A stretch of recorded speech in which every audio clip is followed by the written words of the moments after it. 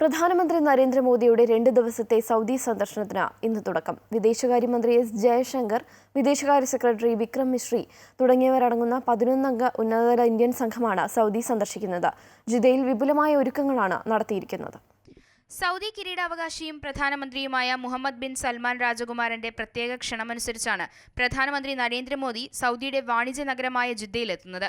2 ദിവസത്തെ സൗദി സന്ദർശനത്തിന് ചൊവ്വാഴ്ച ജിദ്ദയിലെത്തുന്ന പ്രധാനമന്ത്രിക്ക് ഔദ്യോഗികമായ വരവേൽപ്പ് നൽകും. 2016-ലും 2019-ലും സൗദി സന്ദർശിച്ച പ്രധാനമന്ത്രിയുടെ 6 വർഷത്തിനു ശേഷമുള്ള 3-ാമത്തെ സന്ദർശനമാണിത്.